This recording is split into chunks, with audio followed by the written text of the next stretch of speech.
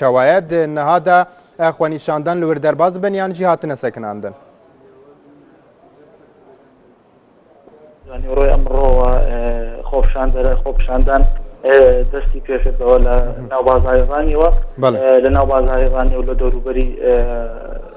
بەشێک لە گەڕەکانی ڕانیە هێزێکی زۆر لە ئەمنی بڵاوی پێکرا بە تایبەتی ئاسایش و پۆلیس و لەگەڵ چالاکە مەدەنیەکان بەڵێ لە دوای ڕۆ تاوەکو ئێستا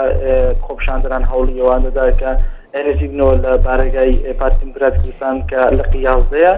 بەڵام لەلایەن هێزە ئەمنیەکانەوە کە هێزێکی ئەمنی زۆر بە تایبەتی ئاسایش و پۆلیس و هێزە چالاکە مەدەنیەکان ڕێگریان لێکراوە بەهۆی بەرزبارانکردنی یەکتر خۆپشاندەران و پۆلیس بەڵێ ئەنگاو هیچ ئاماری بریندارەکان لایەن هیچ هاوڵاتی خۆنیشاندارێک بریندار بووە هیچ کەسێک کوژراوە بە پێی و لێدوانەی کە چەند خولەکێک ئێمە بەر لە ئێستا لە بەڕێوەبەری کارژێڕی نەخۆشخانەی گشتی ڕان وەرمان کرد و بۆ خۆشمان سەردانی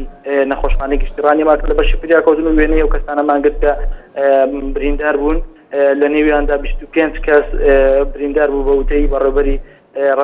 کارژێڕی نەخۆشخانەی گشتی ڕانیە و بۆ زۆرێک لەو کەسانە پۆلیسن و بەغاز